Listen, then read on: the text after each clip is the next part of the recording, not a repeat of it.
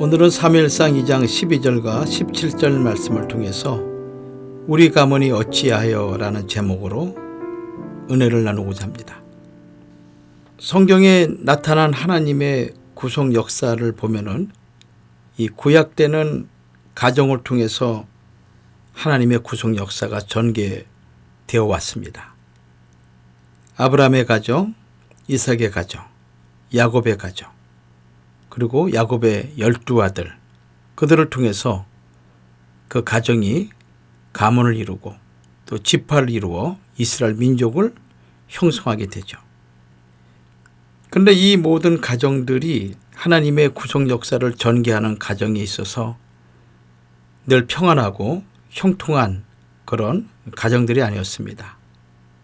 우리와 별반 다를 바 없이 가정에 많은 문제가 있었고 자식들로 인한 고통, 근심, 염려, 그 가정에 어려움으로 있었습니다.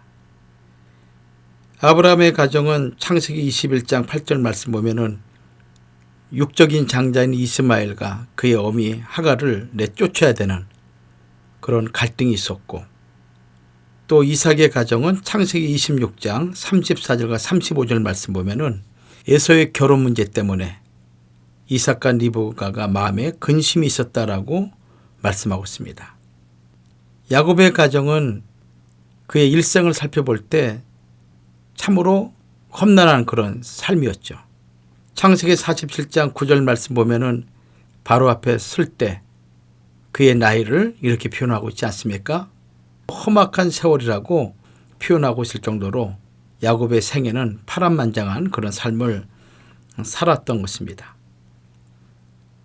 그럼에도 불구하고 이 고난과 어려움 가운데서도 그들이 위대한 것은 하나님의 구속 역사가 끊어지지 않고 계속적으로 계승되었다는 것입니다.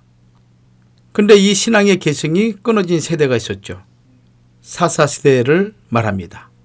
사사기 2장 10절 말씀 보면은 신앙의 계승이 끊어진 그 핵심을 이렇게 말씀하고 있습니다. 그 세대 사람도 다 조상에게로 돌아갔고 그 후에 일어난 다른 세대는 여호와를 알지 못하며 여호와께서 이스라엘을 위하여 행하신 일도 알지 못하였더라. 신앙의 대물림이 끊어진 핵심을 사사기 2장 10절은 말씀하고 있습니다. 그런데 이 신앙의 대물림이 끊어진 사건이 가정에서부터 시작됩니다. 그 대표적인 가정이 오늘 본문에 나오는 엘리 제사장의 가정이었고, 그 엘리 제사장의 모습은 오늘 이 시대를 살아가는 우리 가정의 모습이라 하지 않을 수가 없는 것입니다. 본문에 나오는 엘리의 집은 이스라엘 사회에서 최고의 가문이었습니다. 존귀한 가문이었습니다. 그런 가문이 한순간에 하나님으로부터 버림받은 저주 가문이 된 것입니다. 사무엘상 4장 12절과 22절까지 말씀을 보면 알 수가 있죠. 도대체 어떻게 했기에 이렇게 존귀한 축복의 가문이 저주로 망가질 수 있겠는가? 오늘 본문을 통해서 우리 가정을 살펴보는, 또 우리의 가문을 살펴보는 귀한 시간이 되기를 먼저 주의 이름으로 축원합니다.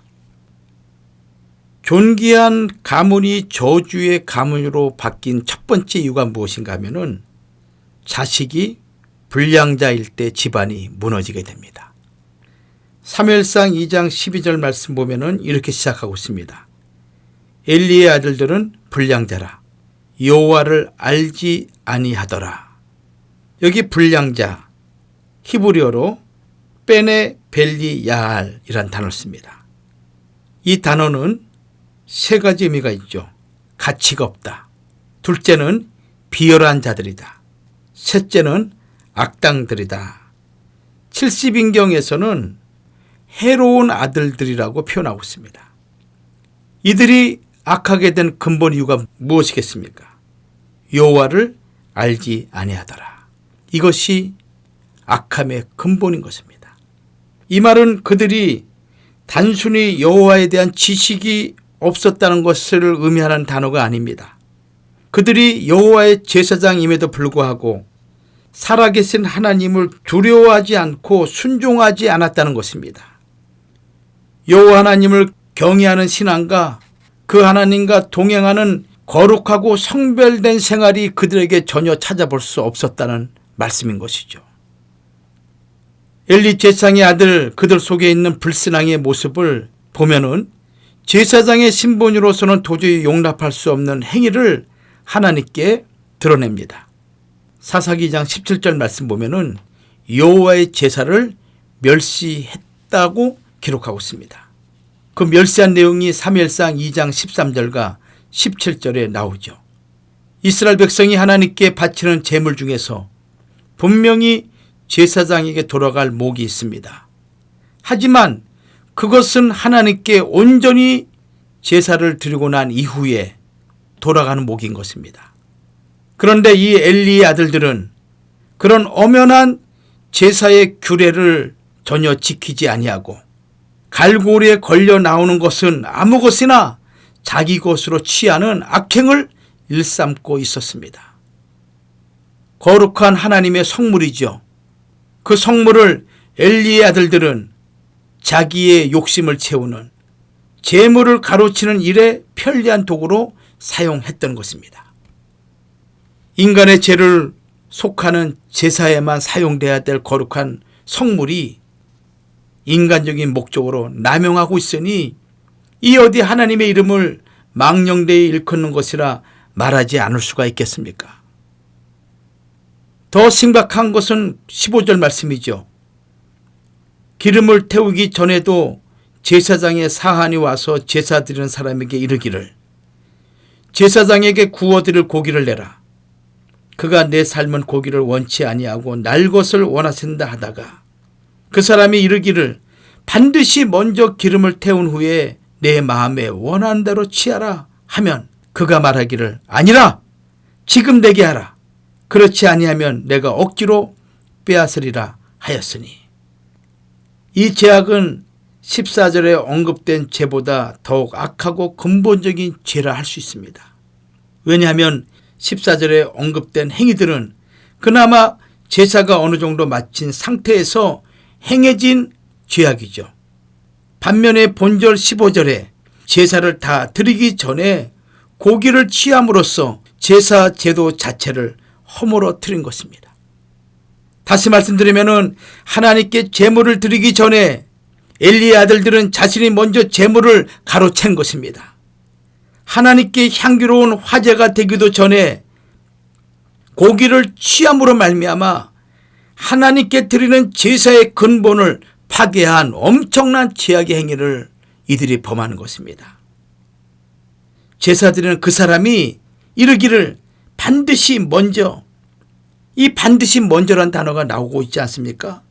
이 반드시는 제사를 드리려고 하는 사람의 강한 의지를 표현하는 거죠. 먼저 바로 지금 기름을 태워야 한다는 열망의 의미가 함축되어 있는 것입니다. 제사를 드리는 사람의 모습은 나타나고 있지 않지만은 정상적인 제사를 드리기 위해서 제물을 바치는 사람이 얼마나 간곡하게 부탁을 하고 있는지 알 수가 있습니다. 그럼에도 엘리의 아들들의 명령을 받은 사한들은 억지로 빼앗아 버린 것입니다. 이들이 제사장들이었습니다. 온 이스라엘 백성들 앞에서 하나님을 바로 섬기는 법을 제일 먼저 가르치고 본을 보여야 할 직분을 가지고 있는 이들이 오히려 하나님께 제사 드리려고 하는 그 제물을 취하고 예배 드리러 온 사람들 앞에서 하나님의 제물을 가로채는 악행을 벌이고 있으니 하나님이 얼마나 분노하셨겠습니까? 하나님을 아는 신앙이 없었던 이 엘리 아들들, 하나님께 드리는 제사를 우습게 여겼습니다. 그들은 제사장이라는 특권을 가지고 전적으로 자기 욕심을 채우는 데만 남용한 것이죠. 바로 이것이 엘리 집안이 망하게 된 가장 존귀한 집안이 저주받은 집안으로 된 이유가 여기에 있는 것입니다. 성도 여러분, 어릴 때 하나님을 경외하는 법을 배우지 못하게 되면 그들이 부모를 떠나게 되면은 경건 생활은커녕 기도조차 할 줄 모르는 자녀로, 결혼하게 되면은 그 가정은 하나님을 알지 못하는 가정이 되는 것입니다. 지금까지 대대로 믿음을 지키고 거룩한 순결한 삶을 살아왔던 가문을 하루아침에 폐가 망신시키는 씨앗이라는 것을 우리 부모들은 기억을 하셔야 됩니다. 그래서 히브리 12장 15절 말씀 보면은 너희는 돌아보아 하나님의 은혜에 이르지 못하는 자가 있는가 두려워하고, 우리 자신을 돌아보고 우리 가정을 돌아보고 우리 주변을 돌아봐 하나님의 은혜에 이르지 못하는 자가 있는가 두려워하라는 것입니다. 아무리 신앙이 좋은 가문에 태어났다고 해서 자동적으로 잘 믿는 자식이 된다는 법은 결코 없습니다. 그 자녀들에게 주일 예배 출석을 습관적으로 가르치고 11조 생활하는 것을 어릴 때부터 가르치고 하나님 말씀을 읽는 것을, 기도하는 생활을 어릴 때부터 가르쳐야만이 그 자녀들이 평생을 통하여 하나님을 경외하는 신앙으로 살아갈 수 있으며 하나님과 동행하는 삶을 살아갈 수가 있는 것입니다. 이것이 엘리 집안이 망하게 된 첫 번째 이유인 것입니다. 두 번째는 부모가 영적으로 무지할 때 집안이 무너집니다. 영적 권위를 상실할 때 집안이 무너지게 됩니다. 벨리야알이라는 이 단어는 불량한, 해로운 아이, 비열한 뜻으로 설명드렸습니다. 그런데 이 단어가 사무엘상 1장에서 기도하는 한나를 오해할 때, 한나가 자식이 없어 성전에 나와서 기도하지 않습니까? 엘리 제사장이 볼 때 술 취한 여자로 본 것입니다. 한나를 오해한 엘리 제사장에게 한나가 자신을 변호할 때 사용한 단어가 이 벨리야알, 불량한, 해로운, 비열한 이 단어를 사용합니다. 사무엘상 1장 16절 말씀을 보면은 한나가 당신의 요정을 악한 여자로 보지 마옵소서. 이 악한 여자 벨리야알의 딸이란 뜻입니다. 하나님 앞에 경건하게 살려고 하던 한나를 벨리야알의 딸로 오해하면서 정작 자신의 아들들이 벨리야알의 아들들임을 알지 못하는 엘리 제사장의 영적인 무지가 이런 불량자가 되게 하는 것입니다. 영적 무지는 영적 권위의 상실로 나타나게 되는 것이죠. 엘리 제사장은 자기 아들들의 악행을 모든 백성에게서 이미 듣고 있었습니다. 엘리 아들들이 재물을 가로챈다는 사실은 온 이스라엘 백성들 사이에 공공연하게 알려진 사실이 되었습니다.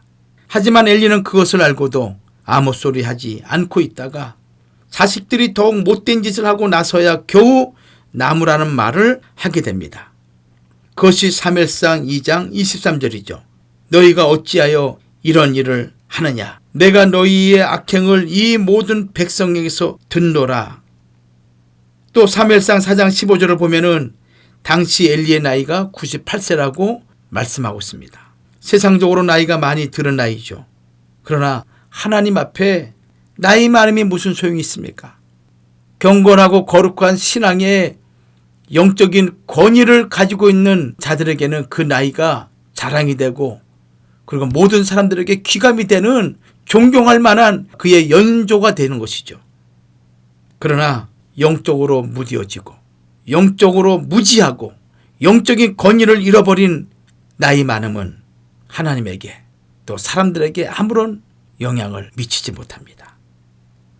엘리 제사장 그가 그 시대의 여호와의 등불로서 사명을 감당한다면은 나이는 한갓 숫자에 지나지 않지만, 그러나 사명을 감당하지 못한 나이는 하나님 앞에 무의미한 나이가 되는 것입니다. 이 엘리 제사장의 나이와 대조되는 인물이 있습니다. 여호수아 14장 10절과 11절에 나오는 갈렙입니다. 갈렙이 이렇게 고백하죠. 이제 보소서, 여호와께서 이 말씀을 모세에게 이르신 때로부터 이스라엘이 광야에 행한 이 45년 동안을 여호와께서 말씀하신 대로 나를 생존케 하셨나이다. 오늘날 내가 85세로 돼 모세가 나를 보내던 날과 같이 오늘날 오히려 강건하니 나의 힘이 그때나 이제나 일반이라. 싸움이나 출입에 감당할 수 있사온즉 그날에 여호와께서 말씀하시는 이 산지를 내게 주소서. 당신도 그날에 들으셨거니와 그곳에는 아낙 사람이 있고 그 성읍들은 크고 견고할지라도 여호와께서 혹시 나와 함께 하시면 내가 필경 여호와의 말씀하신 대로 그들을 쫓아내리이다. 광야에서 갈렙을 부를 때 45년이라는 세월이 흘렀음에도 불구하고 지금 그때나 지금이나 하나님을 앙망하고 하나님을 경외하는 신앙이 변함없는 모습을 갈렙은 고백하고 있습니다. 부모들은 자기 자식들이 여호와를 알지 못하는 것이야말로 그 집안의 최대의 위험인 줄로 우리가 똑똑히 깨달아야 합니다. 그래서 하나님은 아브라함을 부르시면서 그 부르심의 목적을 여호와의 도를 지켜 의와 공도를 행하게 하려고 그들을 택하였다고 창세기 18장 18절에서 19절은 분명히 말씀하고 있습니다. 이뿐 아닙니다. 엘리 제사장의 자녀들의 죄악은 사무엘상 2장 22절에 해막에서 수송드는 여인이라는 말이 이 사무엘상 2장 22절과 출애굽기 38장 8절에 나오는데 이 여인들은 성막에서 청결케 하는 청소 등을 자비들을 맡아서 하는 여인들입니다. 엘리의 아들들은 그런 여인들과 간음을 저지르고 있었고 그 소문이 퍼지게 되자 그제야 엘리는 자기 아들들을 불러놓고 책망을 했던 것입니다. 사무엘상 2장 25절에 사람이 범죄하면 하나님이 판결하시려니와 이 말씀은 사람 사이의 범죄는 하나님께서 중재자가 되어 주실 수 있다는 것입니다. 하지만 사람이 여호와께 범죄하면 누가 위하여 간구하겠느냐라고 권면하죠. 사람이 감히 하나님을 정면으로 대항하여 범죄하면 과연 누가 중재할 수 있겠냐 이 말인 것입니다. 엘리 제사장이 지금 그의 아들들에게 하는 말 너무나 지당한 말씀이죠. 얼마나 간절한 충고겠습니까? 그러나 이 간절한 말이 너무 늦었습니다. 이제는 자식에게 전혀 먹혀들지 않은 데 있는 것입니다. 사무엘상 2장 25절 하반절에 이렇게 기록하고 있습니다. 그들이 그 아비의 말을 듣지 아니하였으니 이것은 아버지의 영적 권위를 이미 상실했다는 의미인 것입니다. 아무리 좋은 말로 가르치고 권면해도 그 말에 권위가 따르지 않으면 속이의 경읽기나 다름없습니다. 이 사실을 성경이 이렇게 표현합니다. 이는 여호와께서 그들을 죽이기로 뜻하셨음이었더라. 이 말씀은 엘리 아들들의 죄악이 더 이상 돌이킬 수 없는 죄가 되었다는 것입니다. 엘리의 우유부단한 자세, 자기 아들들의 죄를 묵과하는 이 자세, 나중에 사무엘상 2장 29절에 하나님께서 엘리를 가리켜 이렇게 말씀합니다. 내 아들들을 나보다 더 중히 여겨 라고 말씀하시면서 엘리 속마음의 정곡을 찔러 책망하고 계십니다. 엘리가 자기 자식들이 성막 안에서 하나님께 속한 제물과 예물을 짓밟는 그 죄를 넘기고 지나간 것은 자기 아들들을 하나님보다 더 중하게 여겼기 때문이라고 하나님께서 지적하고 있는 것입니다.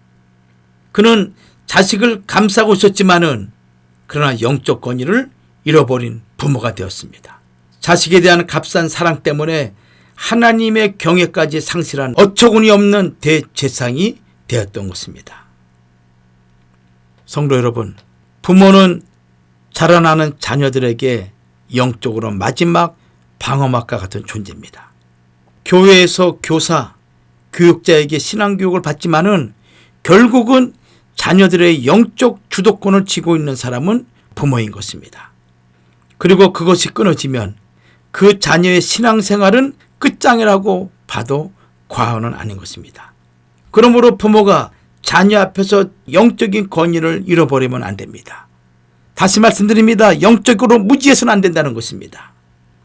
그리고 이 영적 권위는 하나님 말씀에 순종할 때 위로부터 하나님께서 입혀주시는 것입니다. 히브리 5장 8절과 9절에 예수님에 대해 증거하시기를 그가 아들이시라도 받으신 고난의 순종함으로 배워서 온전하게 되었다. 부모들이 영적으로 무지해서는 안 됩니다. 신앙생활까지도 자기 자식들이 알아서 하도록 가만히 내버려 두게 되면 그 자녀들은 신앙에서 대부분 이탈하게 됩니다. 우리 각자가 신앙 문제로 자식을 경책한다면 지금 어떤 반응을 보일지 한번 생각해 보십시오. 자식 앞에 영적 권위를 나타내지 못하는 부모는 자식에게 제일 못할 일을 저지른 부모가 되는 것입니다. 세 번째는 하나님으로부터 멸시당하는 집안이 무너지게 됩니다. 사무엘상 2장 27절과 29절 말씀을 보면은 하나님의 사람이 엘리에게 와서 이렇게 기록하고 있습니다. 어떤 하나님의 사람이, 즉 선지자죠. 이 선지자가 엘리 제사장을 찾아와서 하나님 말씀을 전해주고 있는 것을 표현하고 있습니다. 이 표현이 상당히 자연스러운 것 같지만은 그러나 수치스러운 말인 것입니다. 지금 하나님으로부터 멸시를 받고 있는 표현인 것입니다. 왜냐하면 엘리는 대제사장입니다. 그 누구보다도 하나님 말씀을 직접 받을 수 있는 신분에 있는 사람이기 때문입니다. 그럼에도 불구하고 엘리는 하나님의 계시를 직접 받은 것이 아니라 익명의 하나님의 사람으로부터 이렇게라고 간접적으로 듣고 있기 때문입니다. 그것도 경고와 심판의 대상이 되고 있는 것입니다. 하나님의 계시를 직접 듣지 못하는 대제사장, 하나님께 버림받은 제사장임을 우리에게 보여주고 있는 것이죠. 성도 여러분, 이 엘리 집안이 어떤 집안입니까? 아론의 집안입니다. 이스라엘 모든 지파 중에서 택하여 제사장을 삼아 주신 집안이 엘리 집안입니다. 하나님의 거룩한 백성 중에서도 뽑고 뽑아 세운 집안, 바로 엘리 집안이죠. 하지만 그 누구보다도 하나님을 존중히 여겨 받들어야 될 엘리 집안이 하나님을 멸시하는 자가 된 것입니다. 사무엘상 2장 30절과 34절 말씀 보십시오. 그러므로 이스라엘의 하나님 나 여호와가 말하노라. 내가 전에 내 집과 내 조상의 집이 내 앞에 영영히 행하리라 하였으나 이제 나 여호와가 말하노니 결단코 그렇게 하지 아니하리라. 나를 존중히 여기는 자를 내가 존중히 여기고 나를 멸시하는 자를 내가 경멸히 여기리라. 보라, 내가 내 팔과 내 조상의 집 팔을 끊어 내 집에 노인이 하나도 없게 하는 날이 이룰지라. 이스라엘에게 모든 복을 베푸는 중에 너는 내 처소에 환난을 볼 것이요 내 집에 영영토록 노인이 없을 것이며 내 단에서 내가 끊어버리지 아니할 너의 사람이 내 눈을 새장케 하고 내 마음을 슬프게 할 것이요 내 집에 생산하는 모든 자가 젊어서 죽으리라. 내 두 아들 홈니와 비나스가 한날에 죽으리니 그들의 당할 그 일이 내게 표징이 되리라. 얼마나 무서운 저주의 말씀입니까? 이스라엘에게 모든 복을 베푸는 중에 엘리 집안은 그런 축복의 시대를 함께 누리지 못한다는 것입니다. 대신에 내 처소에 환난을 볼 것이라고 말씀하고 있습니다. 즉 법궤를 블레셋에게 빼앗기고 성막이 있는 실로가 파괴될 것을 목격하게 될 뿐이었습니다. 그의 집안은 팔이 끊기는 무력한 집안이 되고 또한 노인이 없을 것이며 집에 생산하는 모든 자가 젊어서 죽는 대가 완전히 끊기는 집안이 될 것이라는 저주의 말씀을 받은 것입니다. 성도 여러분, 엘리 집안이 이렇게 망가진 이유가 무엇이겠습니까? 엘리 집안은 하나님께서 뽑고 또 뽑아주신 대제사장의 집안이었습니다. 아론을 조상으로 모신 그야말로 명문 가문이었습니다. 온 이스라엘 백성이 만날 때마다 엘리와 그의 집안 사람들에게 머리를 숙여 경의를 표하던 집안이었습니다. 아무리 보아도 잘못될 구석이라고는 전혀 없어 보이는 집안이었죠. 그런 명예로운 집안이, 그 고귀한 집안이 하루아침에 저주의 가문이 된 그 이유가 무엇입니까? 사업이 망해서 그런 것이 아닙니다.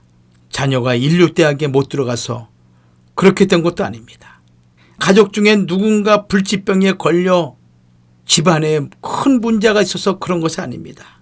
엘리 집안의 무너짐은 자식들이 여호와를 알지 못하면서 시작된 것입니다. 영적 무지와 권위를 상실한 아버지가 그것을 부채질하였습니다.